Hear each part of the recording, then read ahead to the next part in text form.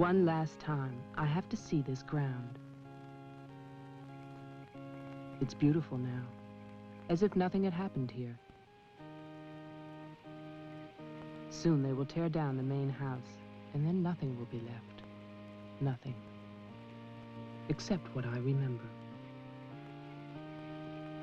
I grew up in the town nearby, where my father was the mayor, and where this house stood, waiting for me. It was built by Wilfred Butler. We had never seen him, and he never lived at home. Until the day before Christmas in 1950, he finally did come back, for the last time.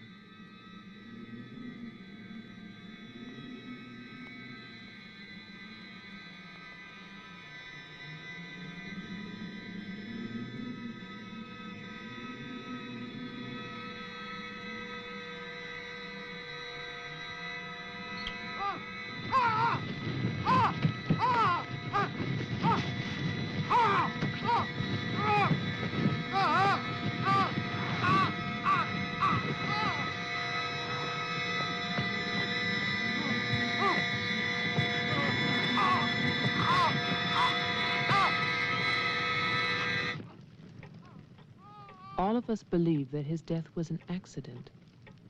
No one knew that another person had come to Butler House that Christmas.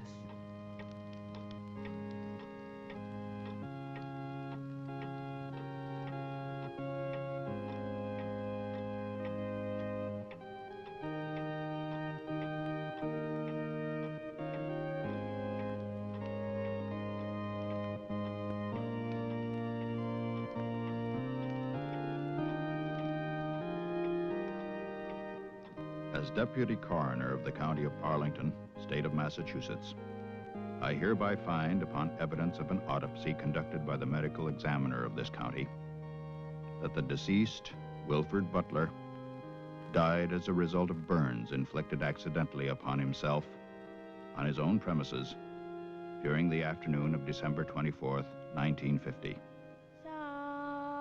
No further inquiry shall be held over the body of the deceased, and this inquest is officially closed. All is calm, all is bright, round yon virgin mother and child.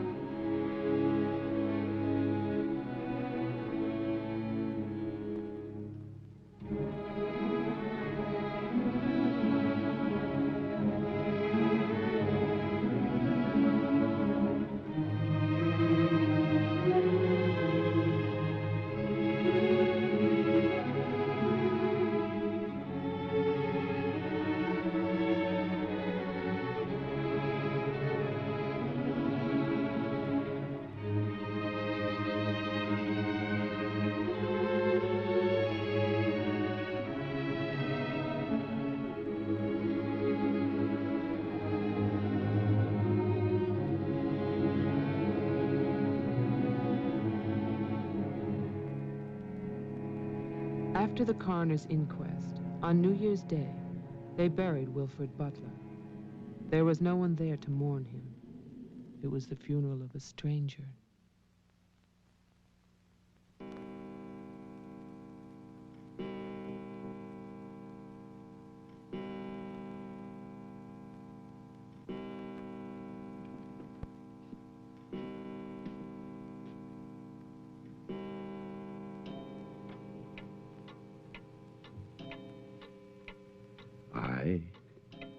Wilfred Butler, being of sound mind and body, at least what the world considers sound, do hereby leave my house and its grounds and all personal effects within that house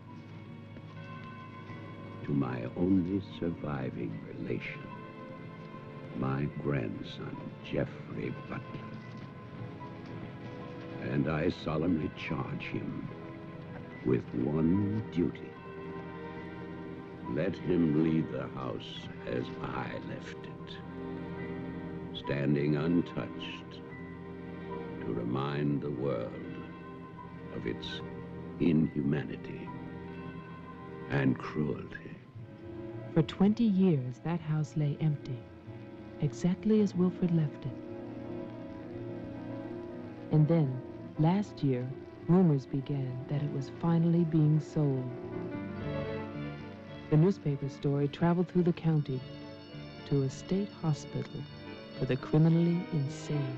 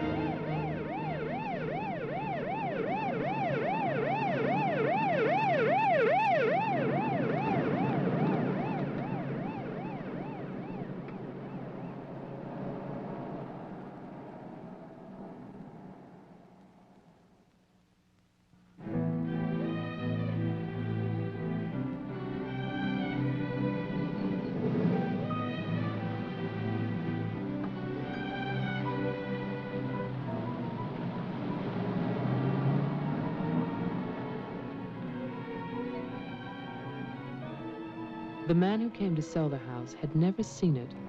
He was a lawyer from the city, just doing a job and enjoying it.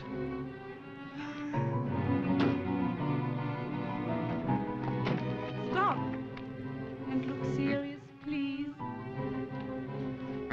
Oh, you're hopeless. Oh, look. Hey, wait, where you going now? The mayor's gonna have a fit, kid. One more shot. Come on. Stay there. I want one together. And smile.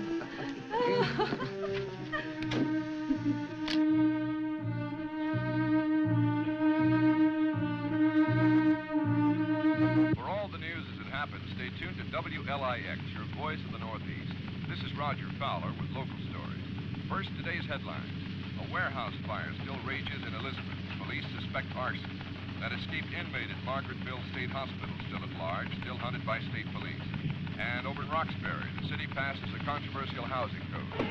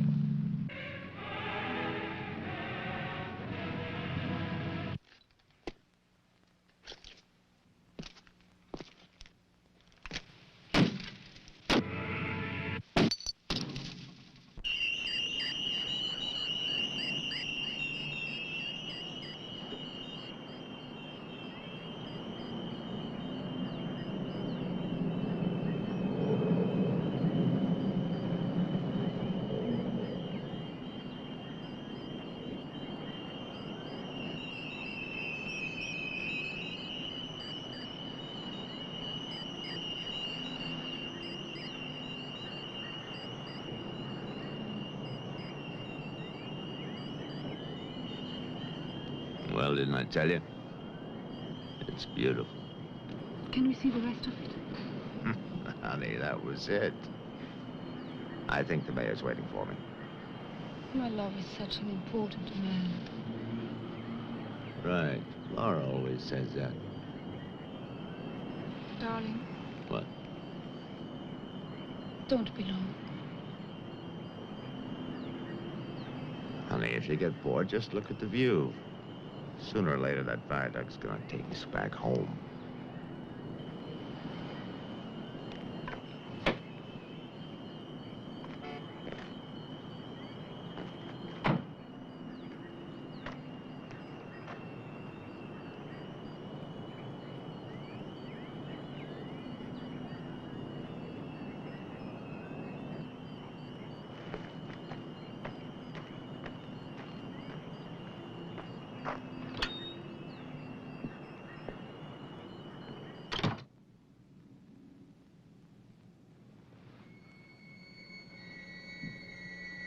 Mr. Carter.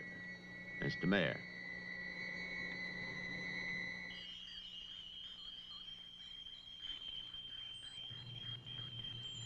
Let me introduce you. This is Charlie Toman, who publishes our weekly newspaper, The Patriot. Mr. Tolman. And this is Tess Howard. How do you do? She operates our switchboard. Oh, really? We call her the communications director. And this is Bill Mason, Mason. our sheriff.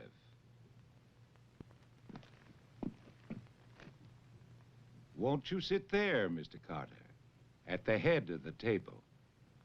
Thank you. I didn't expect to meet you all together. It's quite a reception.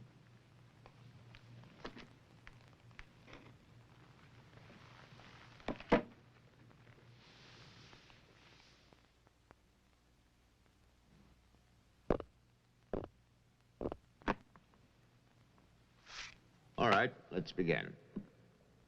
As you know, I've been retained by Jeffrey Butler. The matter concerns the house that he inherited from his grandfather, Wilfred Butler. Go on, Mr. Carter.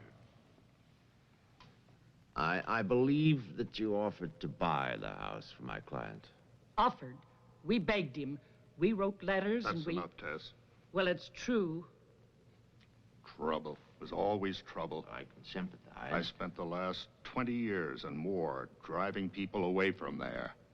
Prowlers, burglars, kids, they're the worst. Chasing for nothing because of that will. That drivel about humanity. No, no, no. Inhumanity. What the hell is that, huh?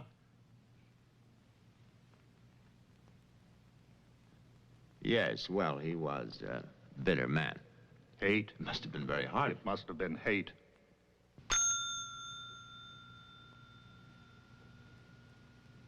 That man hated. Well, some people are like that.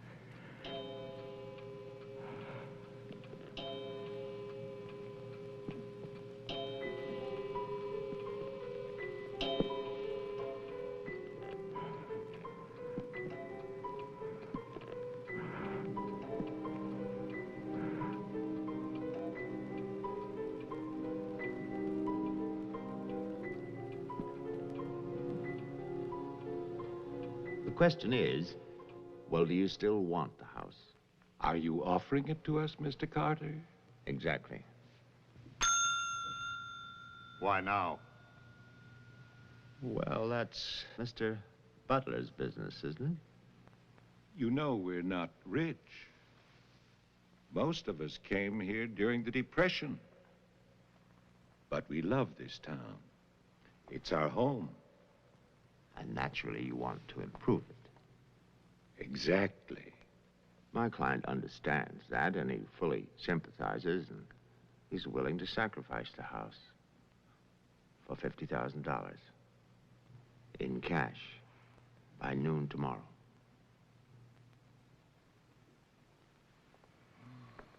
That's an awful lot of cash. It's also an awfully good bargain. You could go to Wilton. You could go now to the bank. Am I clearly understood? All that cash. Perfect. I'll wait for your answer till tomorrow. You're spending the night here? Yes. May I ask where? At the Butler house. We could put you up at the motel as our guest. No, the house is fine. The Paradise Motel. That's very kind of you, but I'm meeting Mr. Butler about some personal items. You'll want a phone. I can reconnect the line. Don't trouble, please. No trouble. You'll need a phone. Don't want to be stuck out there. Well, you've convinced me. Thank you. By the way, have you known Mr. Butler a long time? No, I've never met him. He called me and asked me if I'd handle this for him. I said yes. He had the key delivered to my office. Mr. Mayor, Sheriff, Mr. Tolman, Miss Howard, see you all tomorrow. In fact, I'm looking forward to it.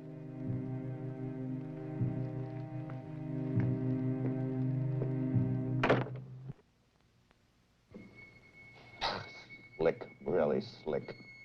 He's a big lawyer, Bill. You've got to expect that. Don't tell me about lawyers. Oh, you see the way he looked at us? You see his clothes? He's doing his job. Just don't tell me about lawyers. You know what I'd like to see? Two of them like that one talking to each other. Neither one of them would know what to believe. I love you, too. Honey, when I get home, I'm going to have a nice surprise for you. No, I can't tell you what it is now. It wouldn't be a surprise, now would it? No, I can't come home now, but it'll be very soon. Very soon. Honey, of course I miss you. Yes, I miss Mommy, too. Laura, how are you, kid?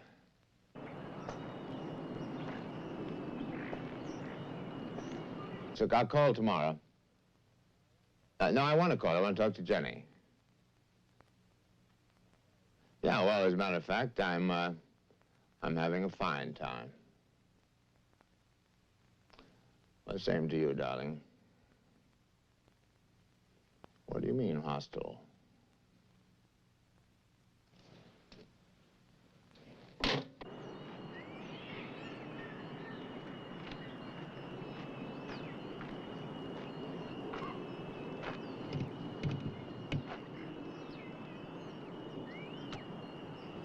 I was wondering, if we get it, what then? Tear it down. Okay. I'd better get going. Do me a favor, Tess. Call Diane, tell her I'm going to Wilton, and I'll be back late.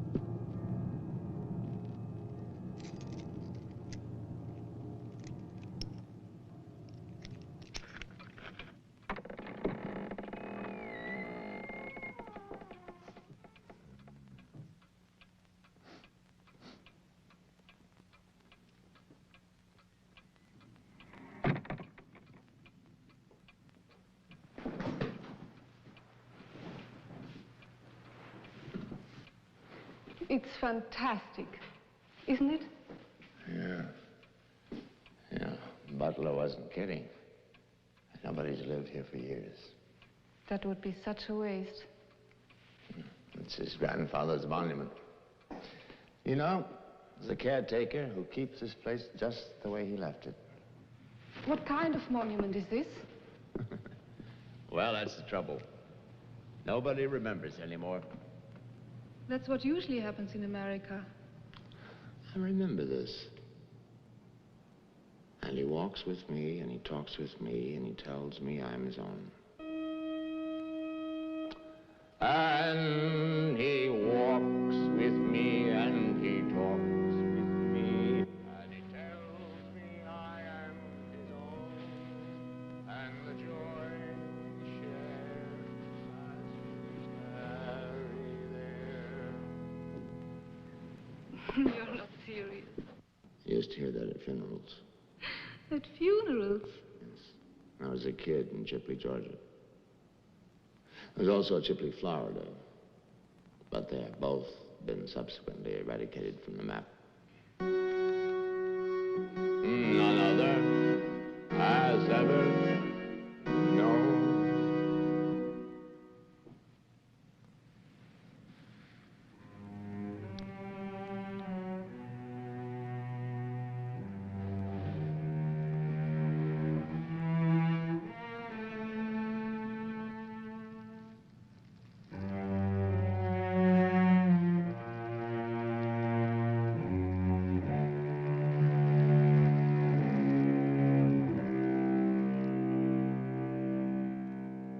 The only thing open was a delicatessen, so I brought you pastrami, salami, potato salad, macaroni, everything you like. I'll have bologna and macaroni. No, some of that potato salad. Did you pick the wine, too? The delicatessen man took a personal interest in its selection. Oh, well, we got lucky again. That's early 1970. That's hard to come by. Can I have some too? Of course you may. Thank you.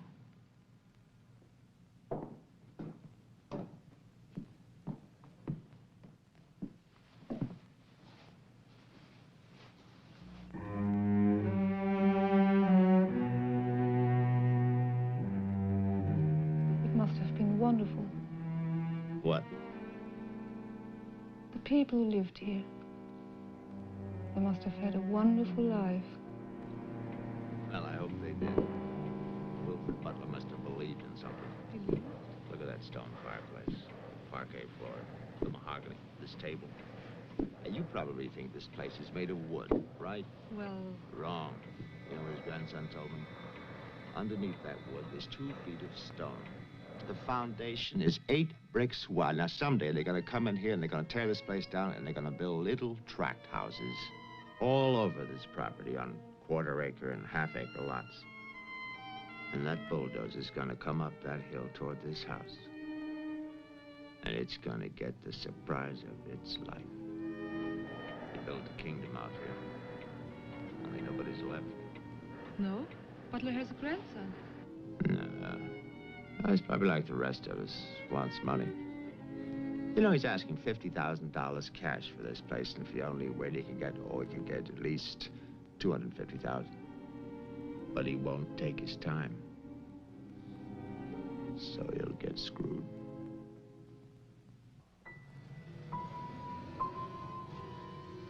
Do you want to go upstairs now? Soon. You know, one of the great pleasures in life is the pleasure of anticipating pleasure. Isn't it?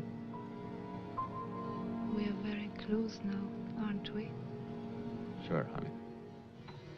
Very close.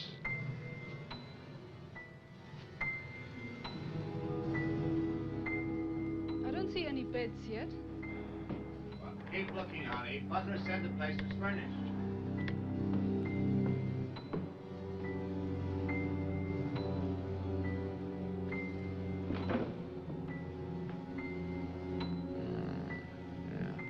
It's furnished.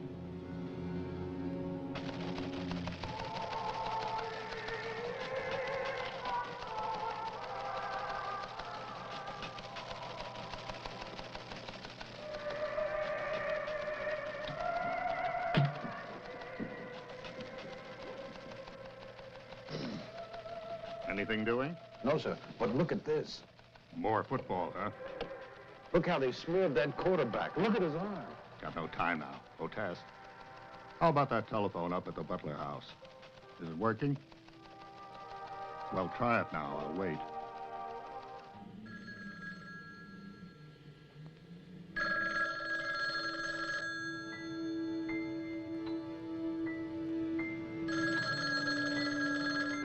Hello? Oh, yes, Miss Howard. Yeah, the phone's working fine. Very nice of you to call. Thank you. Good night. Honey, I'm going down to the car to get some cigarettes. Be back in a minute. Okay. Don't get lonely. No, no.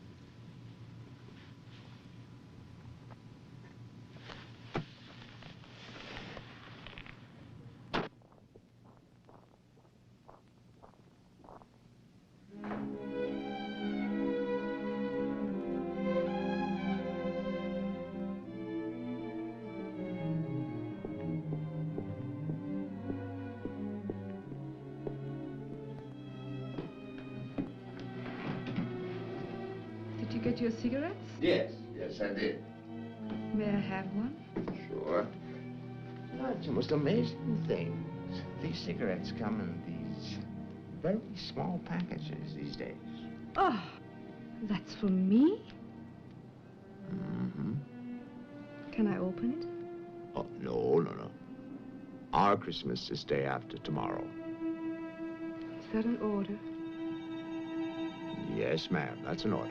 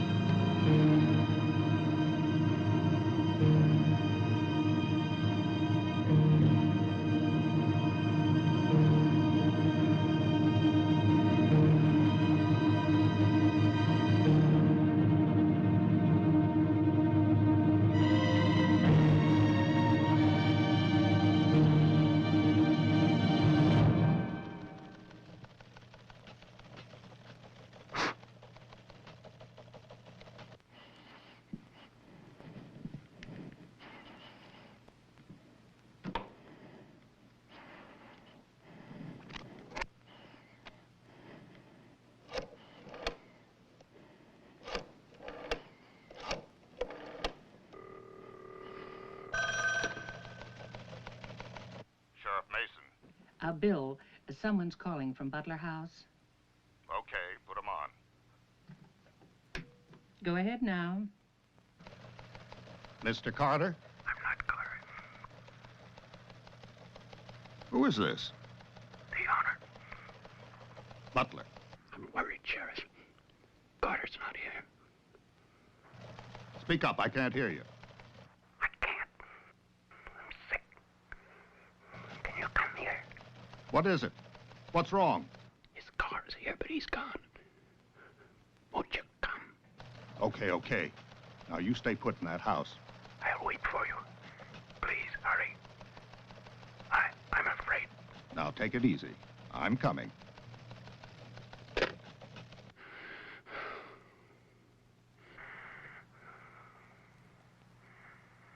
Mr. Butler, are you done? Tess, I have come back. What's that? Tess, I want to see you again. Hello? Who is this? You know me, Tess. It's Mary Ann. Tell the mayor. Tell them all. I'm waiting in my father's house.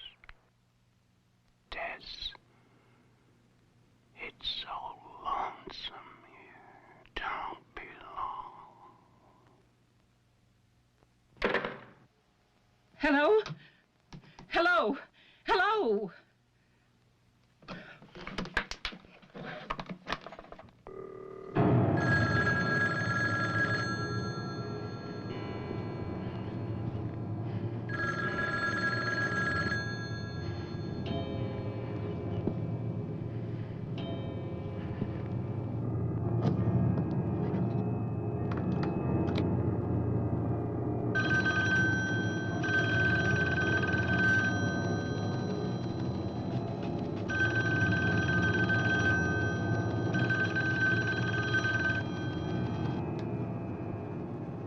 Oh my God, where is everybody?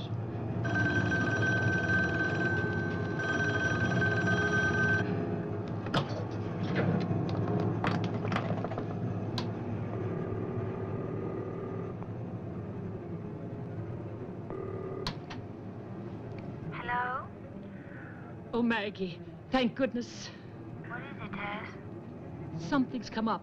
Something urgent. Can you start early? Oh, honey, I'm watching TV. Maggie Daly, you get yourself over here. What is it? Just get moving, Maggie. Just please hurry.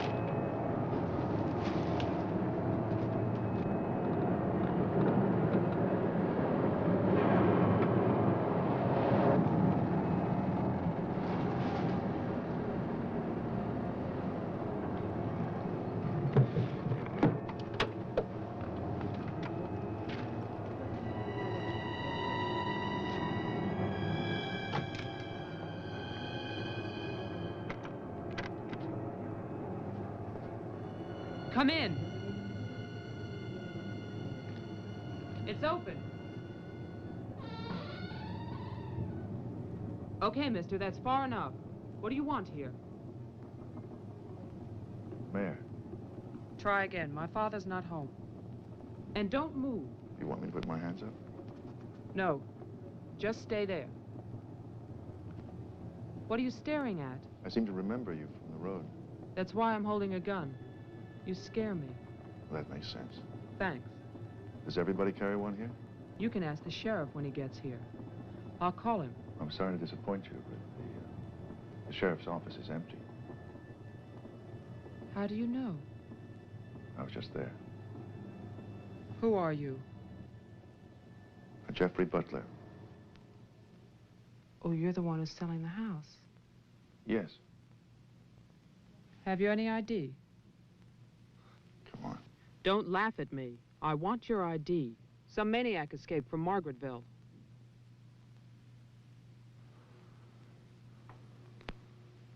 Okay.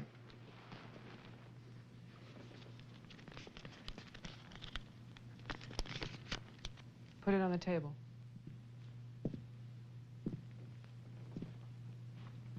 Now go back.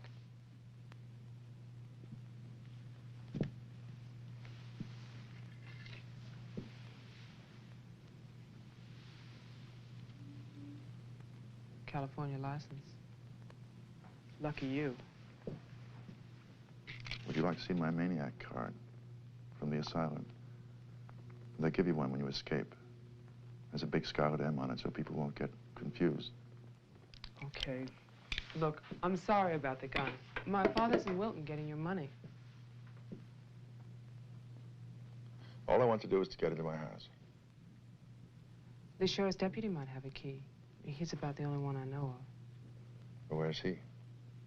You go down the road about 1.5 miles till you come to a white house with a white fence, and then you can't miss it.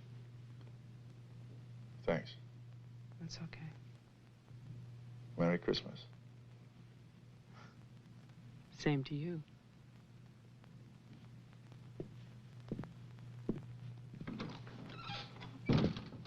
If I don't call back in an hour... What?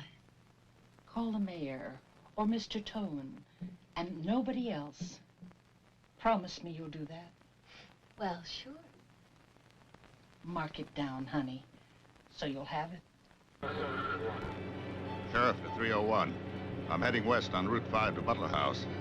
You'll hear from me.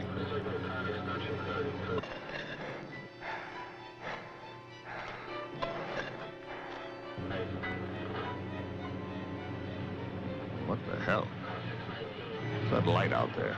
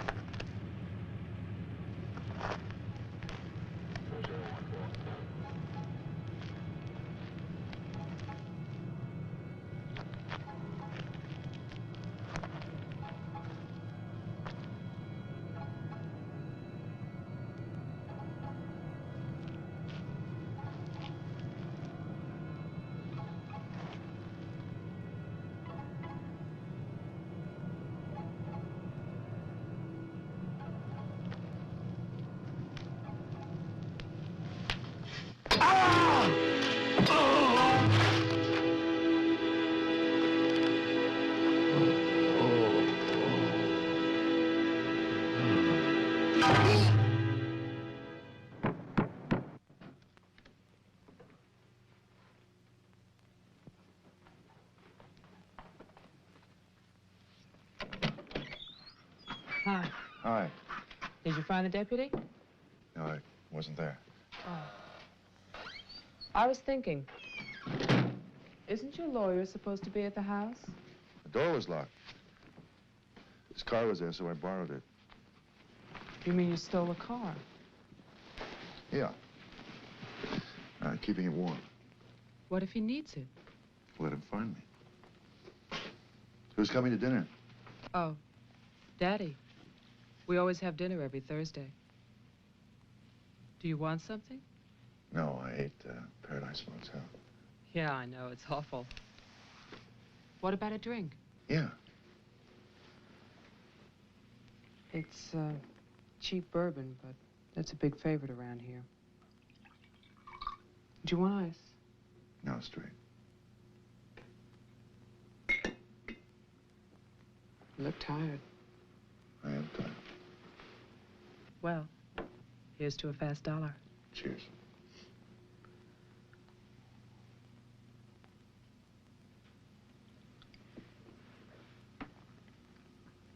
Why did you decide to sell the house? Needed the cash. After all these years? I need it now. Huh. What's it like on the inside? You know, I've never seen the inside.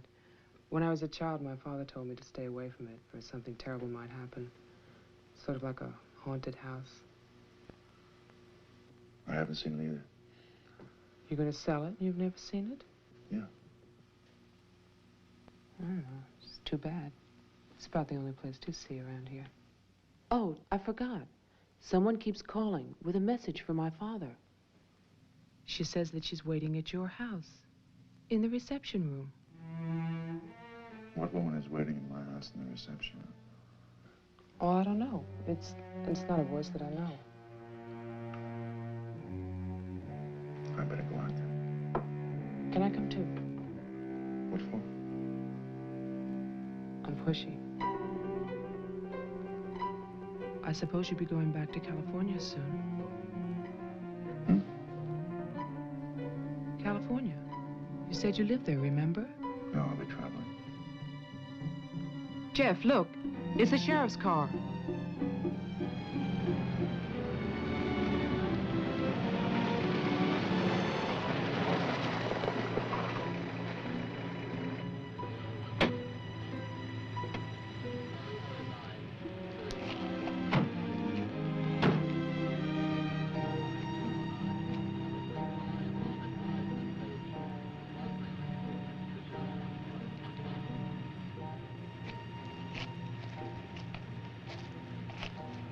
There's a light. Look at that tombstone. Pretty cheerful. Who bears the cross shall wear the crown. Wilfred Butler. My grandfather. Oh.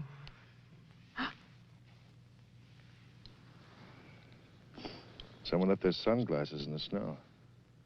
They're the sheriff's. My lawyer's missing. So is the sheriff. You get strange phone calls. And now someone's fascinated by my grandfather's grave. Let's get out of here. You still want to go to my house? Yes.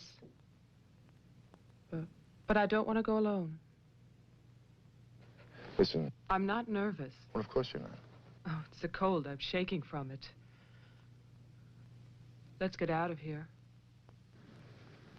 Okay. We'll get help in town. It's 10 minutes drive.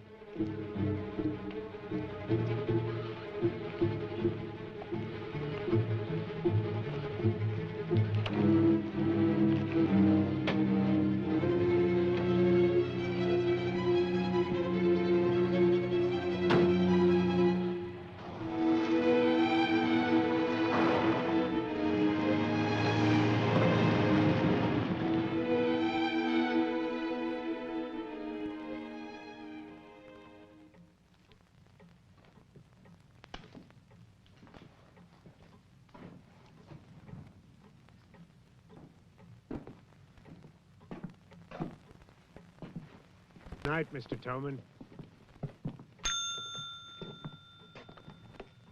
Have a nice holiday.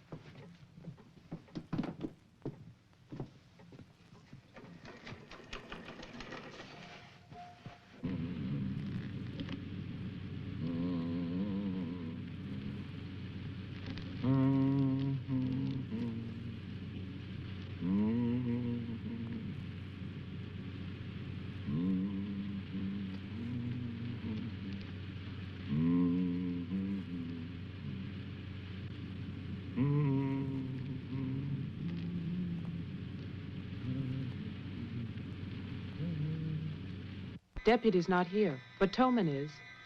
Who's Tolman? Come on, you'll see.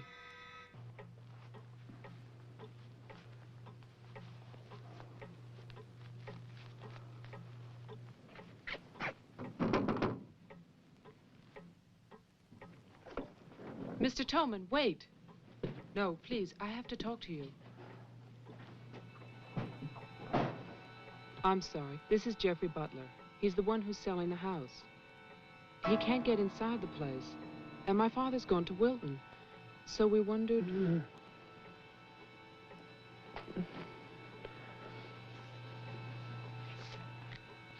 Anything wrong? He'll tell us. Tess has gone to his house. Why would she go there? I don't know. Anyway, she won't get in. You say it's locked. He says she hates the place. Would you like to drive there? Diana could stay here, lock herself in. I need a key.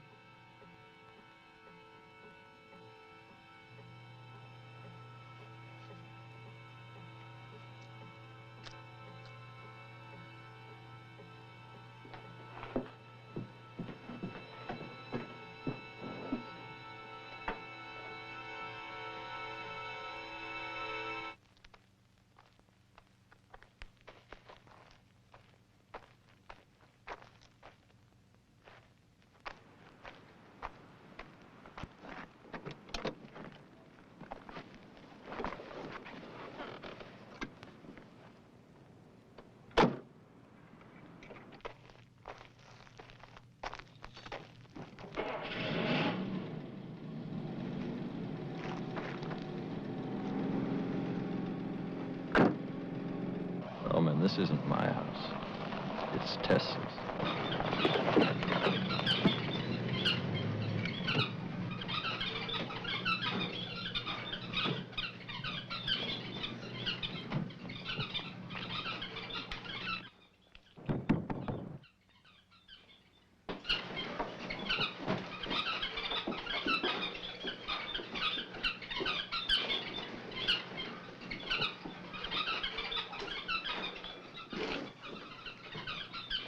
Well, Tess isn't here. Are you satisfied? She must have gone to my place.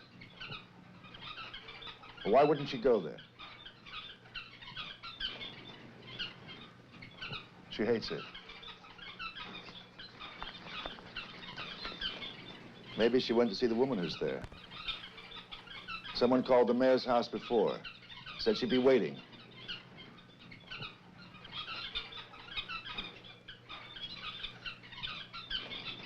What is it?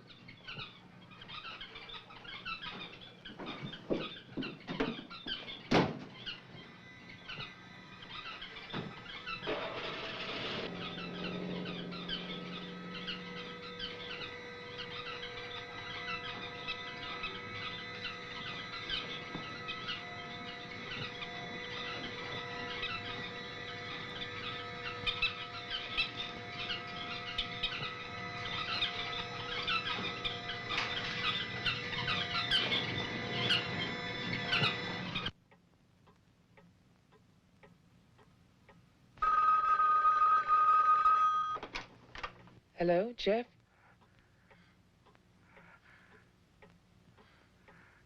Hello? Is anybody there? Who is this? I'm Diane Adams. I spoke to you before. Bring your father to the house. This is Marianne. Tell him I have the diary. I'm waiting. Who are you? He'll know. Christmas Eve, 1935. Hello? Hello?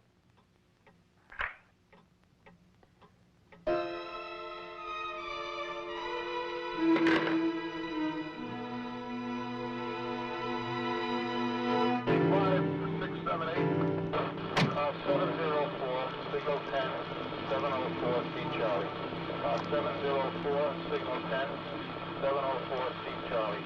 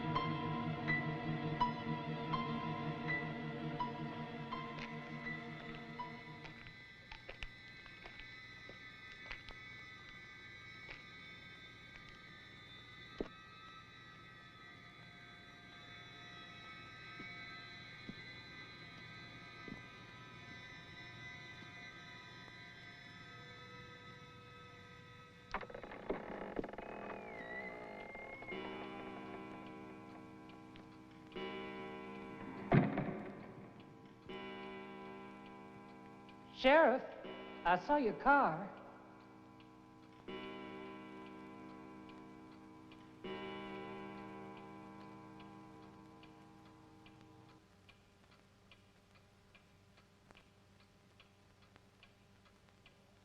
Bill? Is that you?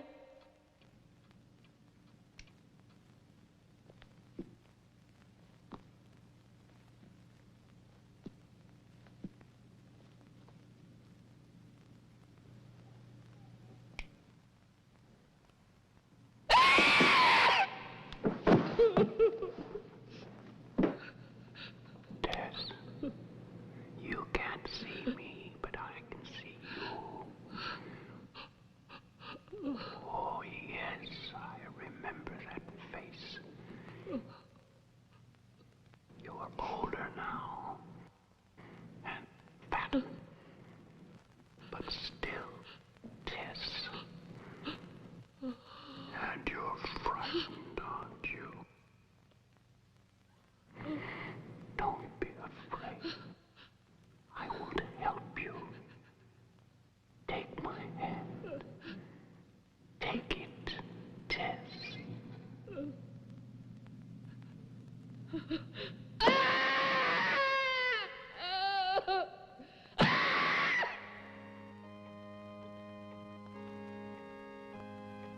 The person on the telephone said 1935, Christmas Eve.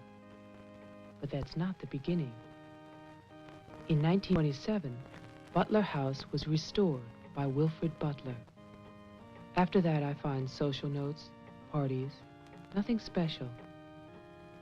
Then, in 1930, Butler's wife, Catherine, dies of tuberculosis. In August 1933, it starts. Wilfred Butler's daughter is cruelly attacked and raped. Her name is Mary Ann, the same name as the caller who left those messages tonight. She's 15 then. On May 2nd, 1934, Mary Ann Butler gives birth to a son, Jeffrey Butler. Jeff. Early in 1935, Butler House is turned over to a Dr. Robinson as an asylum for mental patients. And then Butler goes on to say that he has committed his own daughter. Mary Ann will live at the asylum. There's no end to this story. It's been carefully cut out of all the papers. Why would Toman do that?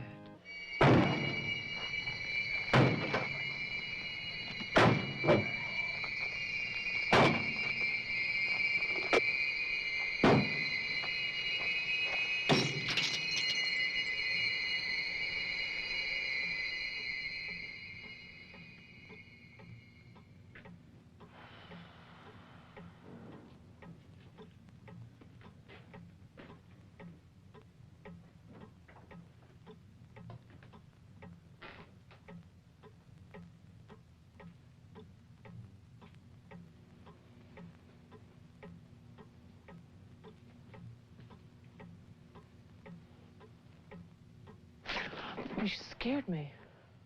Oh, what happened? What happened is, Tess has 40 bird cages. Toman is hysterical. Everybody's at my house but me. It's cold outside and you forgot to lock the door. Jeff, how old are you? How old am I? You mean, how many years have I lived? No. There's a lot in the paper about your family. I don't want to talk about my family. Wait a minute. There's a woman calling, and she says her name is Mary Ann. That was your mother's name, wasn't it? My mother died in childbirth.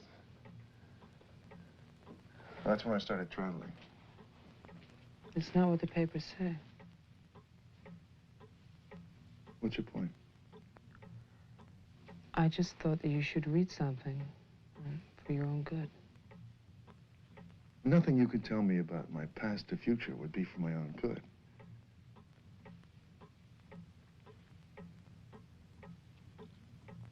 Where is the paper? It's on the table.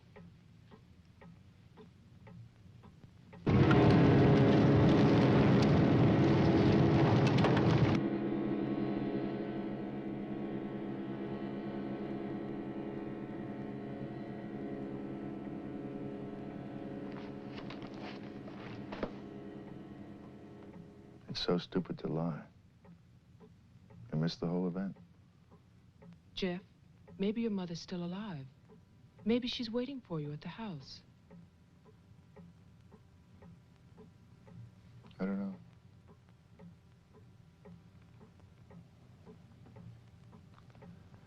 Come on. No more side trips. Let's go out there.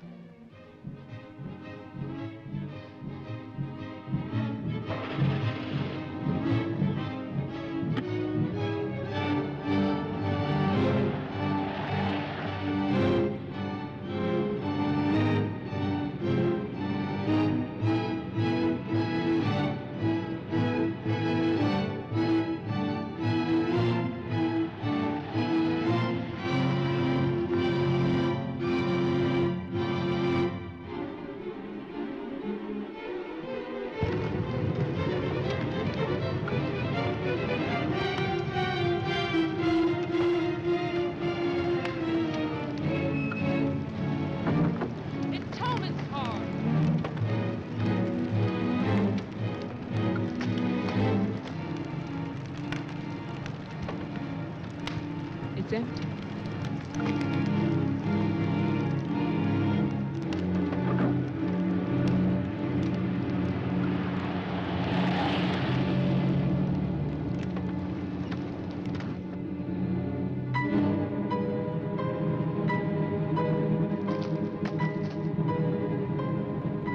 Jeff, look!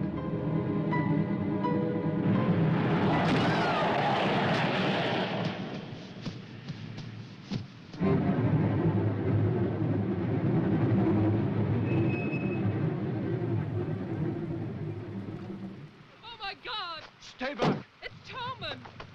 Stay back!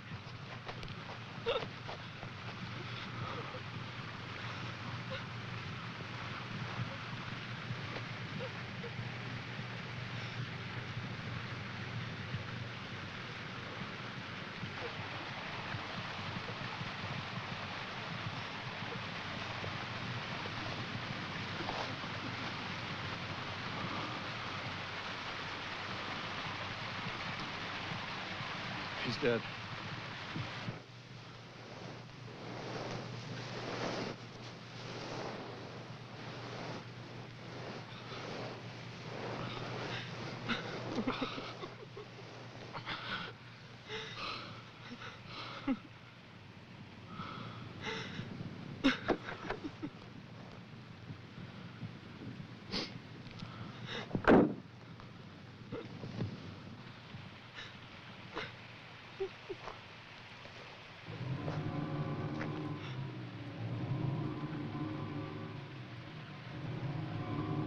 His hands.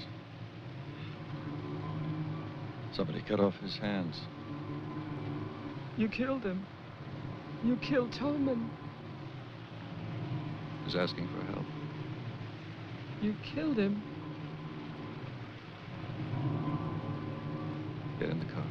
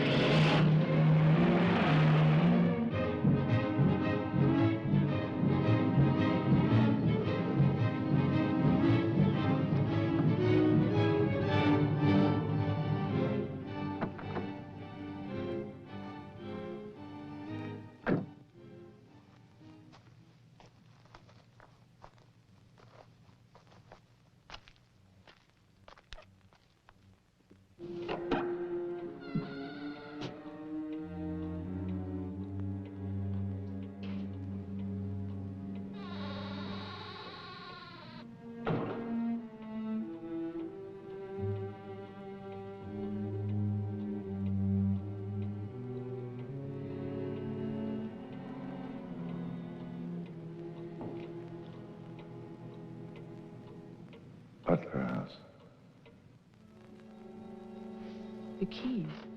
He took them.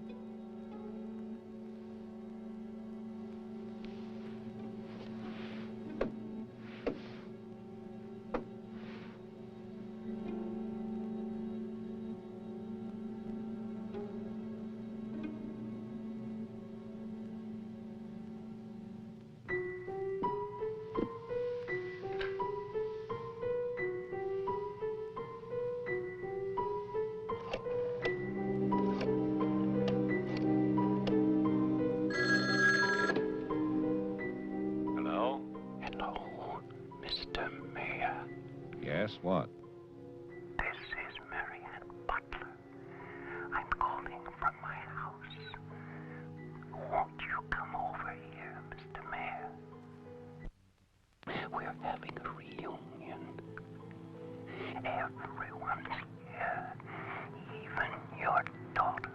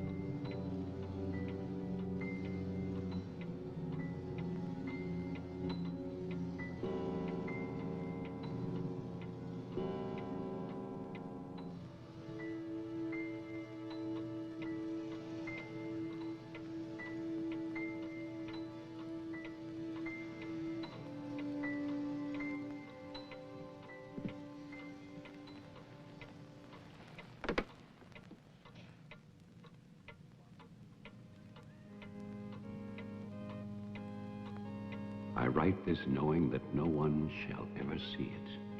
Not my beloved daughter, or even my grandson, Jeffrey. I write for myself in the hope of forgiveness, if that is still possible. And I write for you, Marianne, whose youth and innocence I have destroyed. By 1935, the doctors had treated my daughter for a year. I had believed they could cure her. The child, Jeffrey, was taken from us and sent to California. I turned my house into an asylum. I brought doctors to live there. I welcomed other patients. Useless. All of it.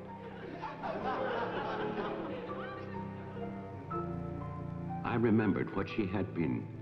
There was never a lovelier, happier child.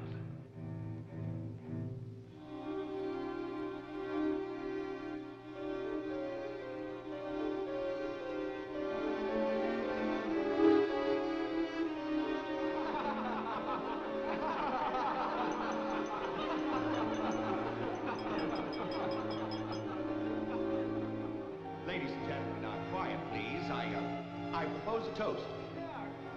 Doctor, please. By Christmas of the first year, I knew that I must act, not for myself, but for my helpless child. Led him to create this institution. Our friend... I had no plan. All I knew was that I must take her from these men with their promises, their lies. Shall we?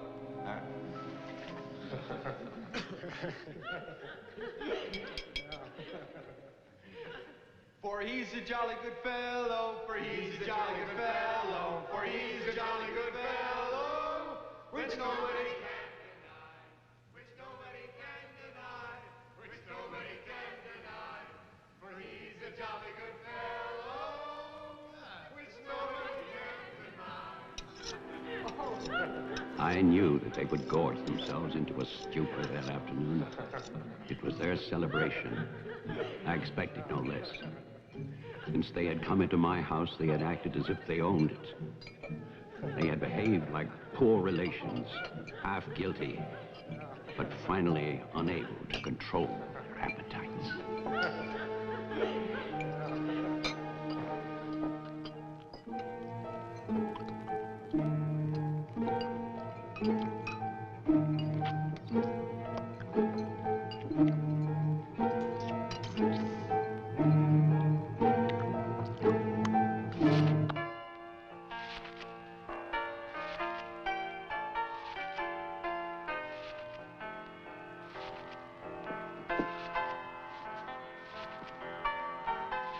After dinner, they danced and drank as they usually did.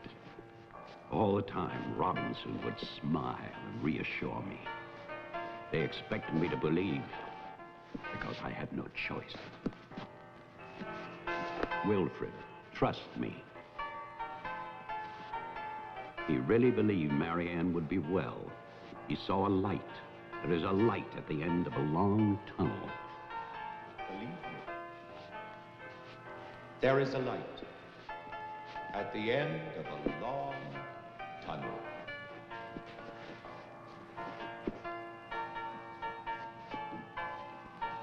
Stay here, Doctor. I'll get more champagne. He was ready. I knew it. Drunk and fat and full of his own importance.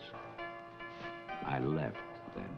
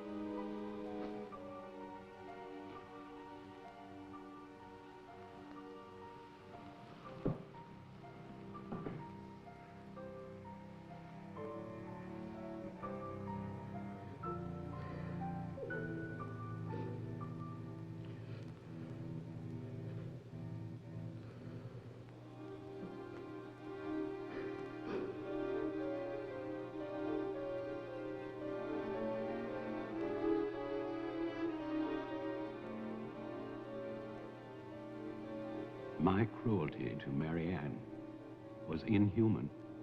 I know that. I had loved her. I had fathered our child, Jeffrey. I had brought her to this. But I swear that on that afternoon, all I wanted was to save my child.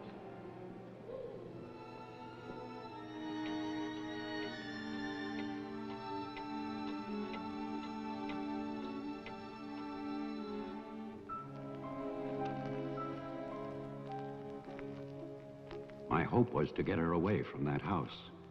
But also, I wanted to set free those other wretches who had so long been abused by the doctors.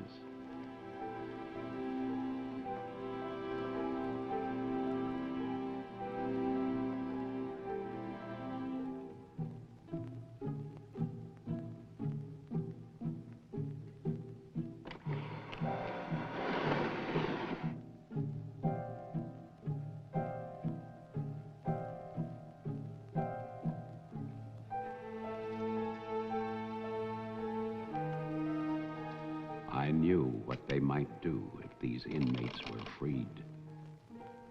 And this is my guilt.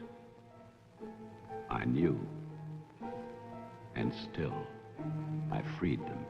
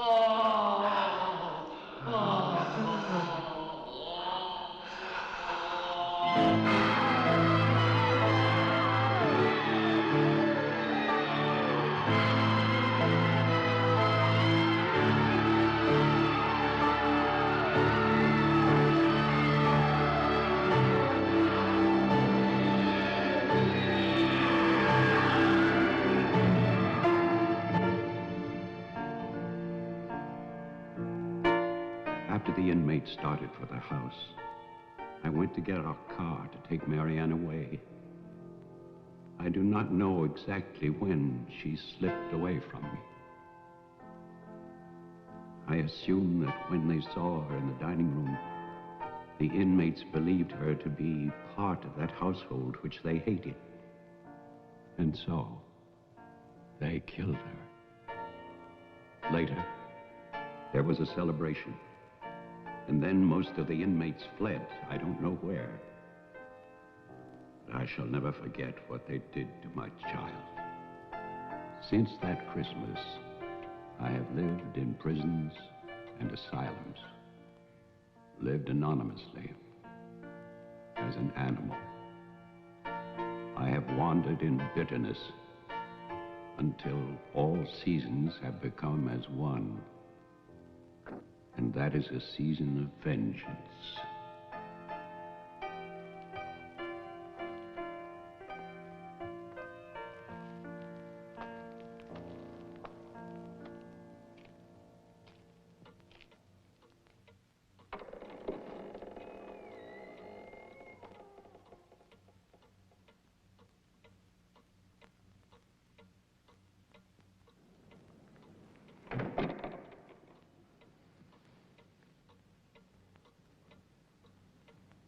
Jeff.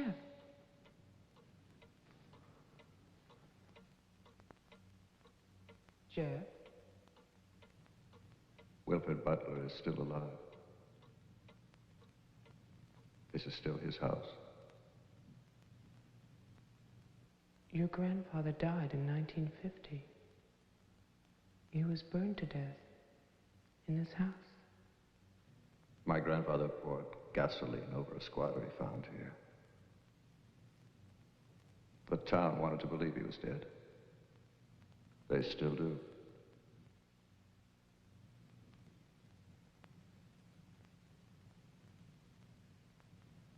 This house was an asylum. There was a massacre by the inmates. Tess, Tolman, the sheriff. Your father. No. All inmates. They killed my mother in this room.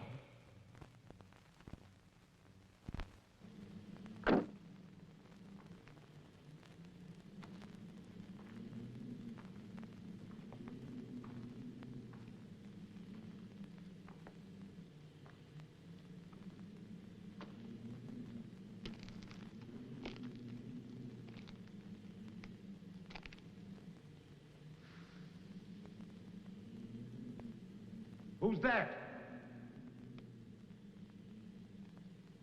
Who's there?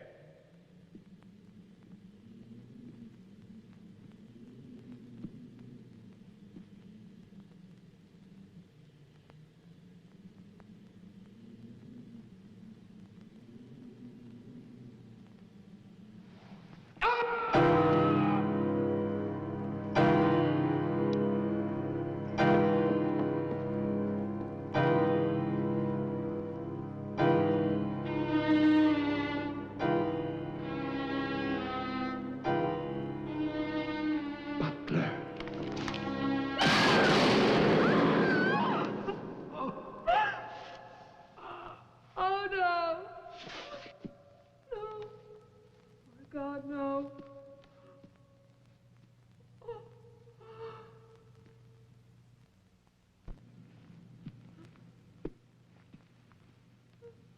Daddy? Daddy?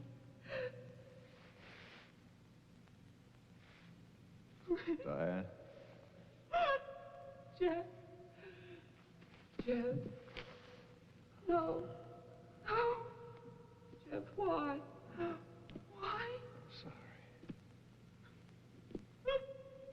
Marianne.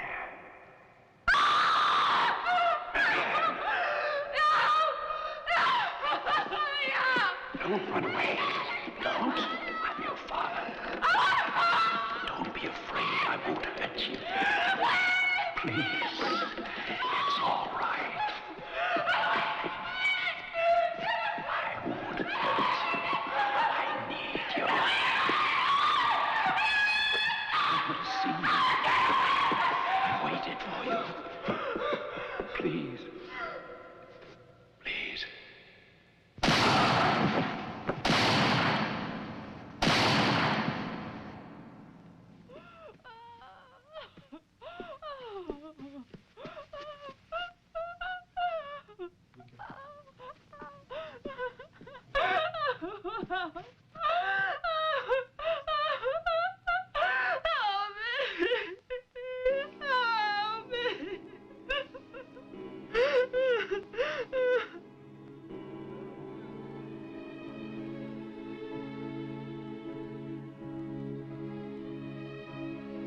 I spent that night weeping.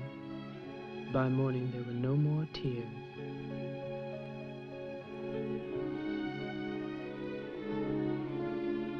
I know that my father and Jeffrey both thought they were shooting at killers, but they were simply the last victims in that house of victims.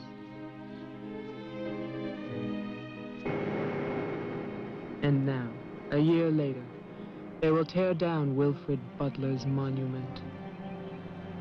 But they can never destroy my memories of what happened here.